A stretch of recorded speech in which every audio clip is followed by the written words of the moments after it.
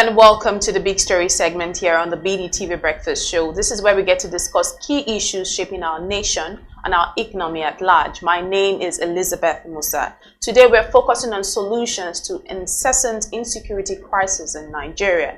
In the last 1 decade, Nigeria, which is Africa's most populous country, has battled insecurity to no avail. Thousands of our citizens have been killed, properties worth billions destroyed, communities sacked. While no part of the country has been spared this ordeal, the Northeast, the North Central, Northwest, and the Southeast have been particularly hit. In some parts of the North, citizens have been forced to live in refugee camps for years with inadequate means of livelihood, even as economic activities and schools have been shut down. Added to this ugly situation is robbery and kidnapping for ransom by criminal elements taking advantage of the intractable security situation. To understand this better, we are being joined by Dr. Richard Ikiebe. Dr. Ikiebe is a researcher, media and management consultant, currently serving as the chairman of the BusinessDay Management Board. Importantly, he is the president of the Initiative for Socio-Economic Development and Communication, INSDEC, as well as the director at the International Organization for Peace and Social Justice, a United Kingdom registered charity body promoting peace. You're welcome to the show, Dr. Ikiebe. Thank you very much. Thank you for having me. I'm glad to be here. It's a pleasure to have you. Also joining me in this conversation today, I've got Mr. Joshua Bassi, our editorial director here at BusinessDay TV. You're also welcome to the show, Doctor. Thank you, Elizabeth. Mr. Bassi. So let's start the conversation today. I mean, Dr. Ikiebe, INSDEC has worked on a number of reports since 2020, just researching on the insecurity situation in Nigeria. What are the recurring themes when it comes to insecurity that the government is yet to completely address, and then we have to keep coming back and writing newer reports on this situation? I think the biggest problem that we have had is that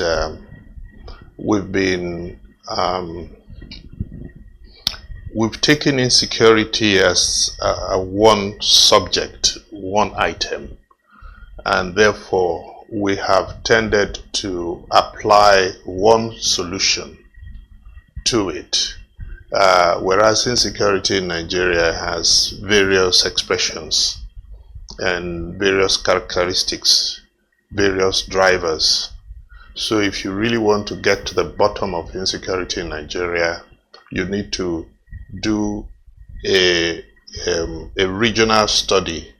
You need to find out, okay, in this particular region, what's responsible for it, what's driving it, what's motivating, what's feeding it, what's the oxygen, and then you can begin to find solution to it. Right, and although we understand that nearly all parts of the country are affected by this intractable insecurity situation, 2 states particularly were chosen, that is Benue and Imo, as the focal point of the work being done by INSDEC and the PSJ UK. What has informed this choice? No. It's not that. Yes, we chose Benue and Imo for one particular report, that is the Unraveling Nigeria's Insecurity Crisis. We chose them as study points to prove a concept. We didn't limit the study to that. We did a desk study, and then we validated it with 2 locations, one in the north, one in the southeast, or rather one in the north, one in the south, just to validate what the rest of the data that we have studied across the board, across the country, was telling us. And the point that the whole report has is that insecurity has a different face in every region. Right. I know Mr. Bassi would want to ask you a question here. Yes, sir. I would like to then find out, because like you've mentioned, different parts of the country that are different drivers of the disease. I don't know, we want to take us through in some part of the country that the research, was done. What are the key drivers of insecurity in different part of the country that the research discovered? Okay, in the Northeast, where most of this whole thing started, the drivers of insecurity is the self-declared Boko Haram Islamist movement, and they have been incessant. So if you go to the Northeast, you will be sure that you will meet Boko Haram in every expression. In the North Central, you have jihadists, and some of them ISWAP, Islamic ISWAP, Islamic for West Africa province, ISWAP, yes, they are there in West Africa, and then the Fulani jihadists, they are not hiding anymore. They are also there, raiding villages. In the Northeast, there are bandits, criminal elements who are kidnapping, raping. There are cattle rustlers. There are invaders of villages, and these guys are armed. You could have 100 motorcycle, in which case you will have up to 200 people, because each motorcycle is carrying 2 people, invading one village. Kidnapping is rampant in the Northeast. In the Southwest, you also have elements of Fulani jihadists in their forest in Ondo states, for example. That's been said over and over again. You also have kidnapping. You have cultism. You have kidnapping for organ harvests in the Southwest. And then in the South, you have oil bunkering. You have a lot of oil-related criminals ravaging the place. There's also some measure of kidnapping. And in the Southeast, you have the IPOB demand for statism and all that. So in every region of the country, the face of insecurity is different. And the point we have made again and again is that government should not apply the same problem to everywhere. If you study what is happening in the Southwest and you study what is happening in the Northwest, you will have totally different reason to propose different solutions to that.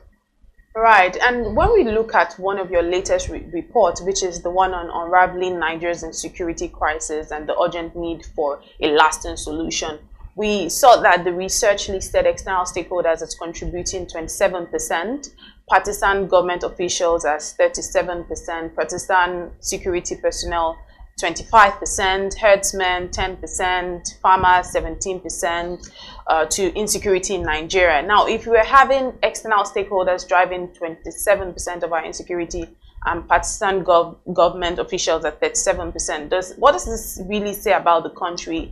That the government has abdicated its responsibility to the people. How can this be reversed? I mean, earlier today we had seen, in the headlines, the front pages of the Punch, Mr. Danjuma had said that they will need to resort to self-defense, and that now brings me back to my question that the government has abdicated its responsibility to the people. How can this be reversed? Okay, the figures you quoted were figures from a local government in Imo State. So again, as I said, we were using Imo and Benue to prove a concept. So we cannot take the figures in Imo and take them as national. Yeah, okay, so if you, for example, you find that the activities of the Fulani herdsmen is very low, and that is so. But what they now call external forces, external to that community, that they don't even know where they're coming from. Some people have pinned them, because in Imo, for example, in the east is where you have issues of unknown gunmen. And I have said several times that you can't fight an enemy you don't know. So if you say, oh, we have unknown gunmen, you have already given up your capacity to deal with the problem, because the problem is unknown. There's no character to it. So we have done this since 2018, 2019, and as at this year, nearly 600 people have been killed across the Nigerian state in the 3-4 months of this year. The highest of them is Ikiebe with 71%. It's Plateau with 87%, 87 people. Zamfara with 54, Katsina 68, Ikiebe 71. So we monitor, and these figures I'm giving you as at last week. So we monitor what is going on in various parts of the country on a daily, weekly basis to feel the pulse. Okay, sir. Because you've clearly stated that different reasons account for different part of the country as what is driving insecurity. It doesn't mean, like you have also said, that government cannot use one approach to addressing these issues across the country. It means that therefore government should take each region or each state as on its own to be able to address. So I don't know what did they in the research that you've done and the report, what would be the different approaches that government should adopt in each of the region that first the report was focused on? Okay, first of all, it is difficult for us as a research group to propose solutions from our own point of view, where the government is the one that owns the problem. And one of the key things that I have said at a couple of opportunities is that the Nigerian, and many people may misunderstand this, the Nigerian government needs to own the insecurity problem in Nigeria. Own it. Own it. When you own a problem, you sleep with it, you wake with it. Recently, various former military, serving military people have said, oh, communities should fight back.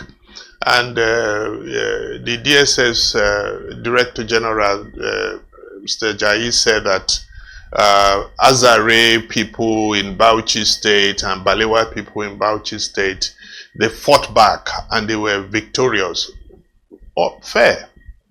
But to say that to everybody, it's not productive. What government ought to do is to now put in place a plan, a policy on how government and security people can cooperate in each region, each community, to form that kind of a line of defense. If you ask each community to fight back, you're just calling for anarchy, which is probably what the country is right now. So if you ask me, what is this key solutions that will help us with this, is for government to own the problem. Of course, government people will fight back and say, oh, we own the problem, we have soldiers everywhere, we are doing this, we are doing that. No. Own the problem. Sit down with people who have studied insecurity and ask them, okay, what should we do here in Benue? What should we do? As close as Benue and Plateau are, you may find that the solution in Benue may be different from the solution in Plateau. So be solution oriented, be solution driven for each. Sadly, the Northeast has received the most external international funding and has received the most international attention, has received the most government attention, yet the problem has not been solved. So why is it that the problem has not been solved?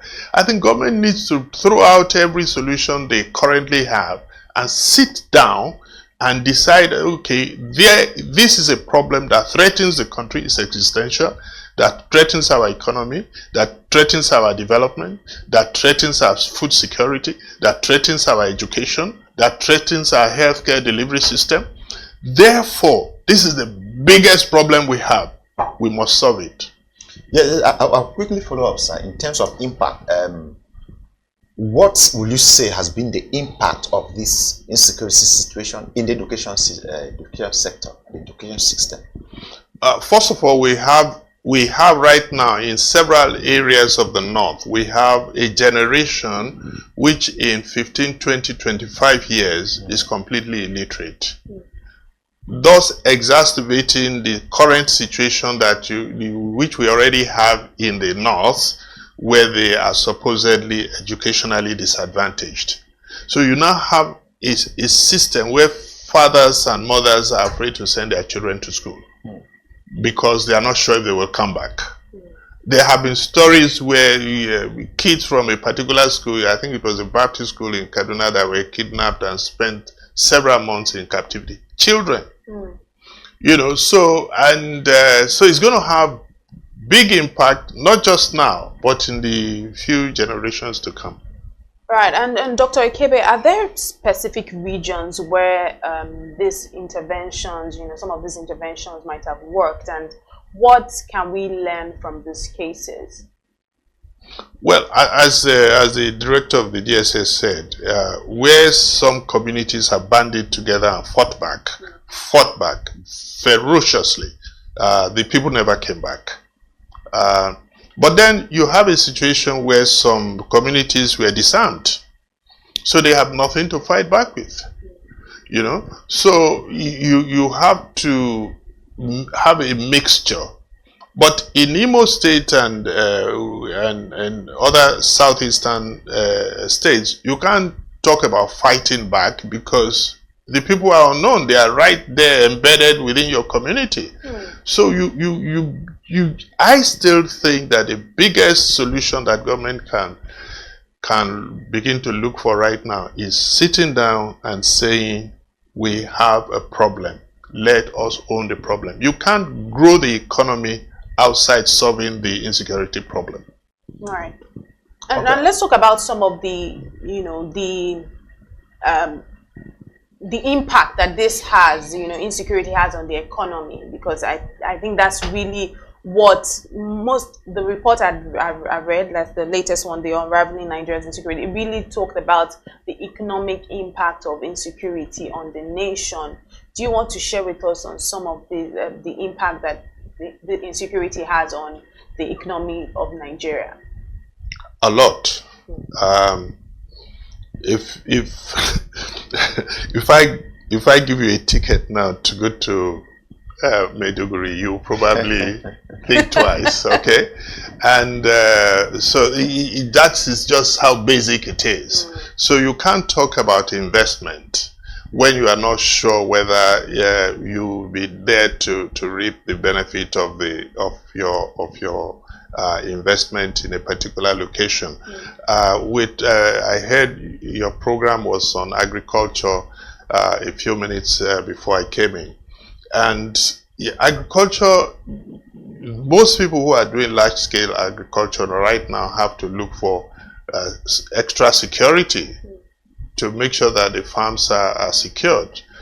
We have situation in Benue where cattle go into your agricultural field and eat up your planting and so on and so forth. So the impact on the economy, it's already bad. You know how much a bag of rice was a few 18 months ago. You know how much it is now. It's such in this is a bag of tomatoes, a bag of onions.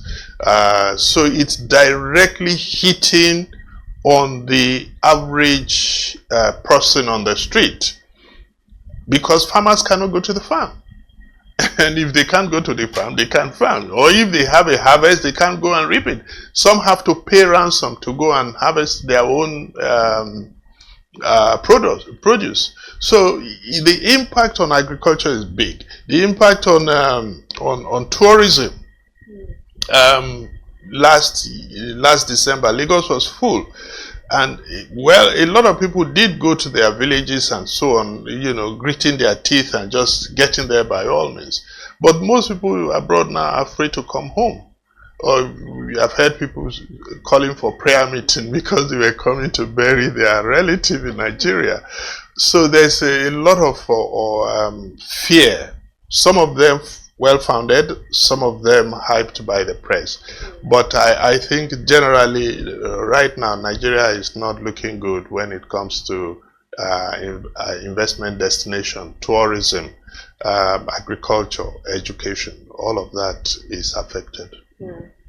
Okay, so something disturbs me really, and that's that we don't seem to see a sense of urgency on the part of the government as far as tackling this insecurity is concerned.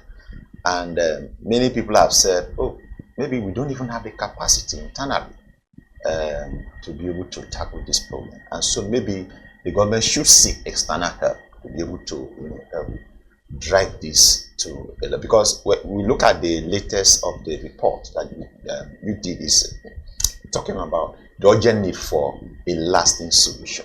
And so if, as people say, maybe you don't have an internal capacity to address this, people have said, oh, look, let's get external help. I don't know whether you subscribe to this reasoning. Well, there is a measure of external help that you can get, but you can't subcontract your defense to an outsider. You have to, first of all, the word I have used again and again since we started is own the problem. Own the problem. When you own the problem, solutions will come. There are things we can do by ourselves. We have not even started to do those things yet. Nigeria solved the insecurity problem in Liberia, in Sierra Leone, and other places. Why can't we do it here in our own country? So there's a lot of capacity. There are a lot of people who are knowledgeable about insecurity, brilliant scholars in Nigeria who if they sit down and can help government to, we're doing a piecemeal job right now. And we are approaching it with one size fits all. If we stop that and said, okay, let's look at the Northeast, in spite of the investment that has been put there, I've heard figures that are mind-boggling by external organizations. They said we put over $1 billion in the Northeast. Why is the problem not solved? If the solution that 1 billion, 2 billion was supposed to solve is not being solved, then we have to go back to the drawing board. So if I was to talk to people in government, I would say tools down. I mean, keep the defense on, but come back to the drawing board. Come back to the drawing board. First, own the problem. 2, investigate section by section, and then derive specific solutions to specific areas of the country. Right. And speaking on solutions, now that we're really talking about solutions, how can civil society, academia, private sector, how can they collaboratively work to design security solutions that will actually work? Well, that is what we are trying to do at INSDEC and PSG UK, is to bring about our own expertise to helping the country see that it's possible to solve the problem. We're not saying that Nigeria is hopeless. We're saying that if we sit down to look at it critically, there are solutions, and they are right before us. Okay, sir. Yes, Nigeria is not hopeless as far as this is concerned, like you said. But then there's something that is also disturbing. People have also raised issue around poverty as a major driver of this insecurity. People just want to survive, so people take to criminality because so there's poverty. If you look at it, there's some form of poverty driving is part of this. Unfortunately, more and more Nigerians are sinking into the poverty basket. I mean, meaning that it would be even more difficult if poverty plays a role, do you see that as a problem too? I wouldn't put poverty in my first basket, because there are other poor nations, poorer than Nigeria. They are not fighting themselves. I can't say because I'm poor, therefore I carry my arms and begin to fight others in my neighborhood. Because I am poor, or somebody or someone has made me poor. Poverty is a problem. Poverty is actually an outcome of insecurity. Because if you can't go to the farm, you can't farm. If you have to pay ransom for your uncle, your cousin, your chief that had been kidnapped, it makes you poorer. You know, so poverty is a factor, but I don't think poverty is the originating problem. It's not the A factor. It is probably a B or C or even D factor, because there are nations around us where there is poverty, but they have not picked up guns and started killing. You are saying that the people in Ajegunle should just get up tomorrow and raid Apapa and say, look, you guys you made us poor, therefore you can't be here and we also are here. It's not a good excuse. Yeah, people have talked about injustice. Do you see injustice and imbalance in the system as a contributor to We're saying the same. It's the same application. Injustice, poverty, even some people go as far as saying climate change. And I'm saying climate change, yes, it's bad. How is it fighting for resources, limited resources? These are all excuses. Okay, these are all blanket solutions or blanket proposals that have not been studied.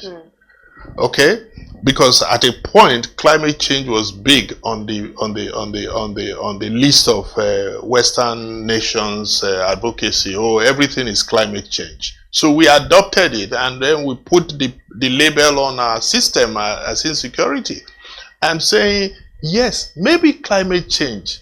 You see, as a researcher, you come into a situation with a bit of skepticism. You don't accept everything.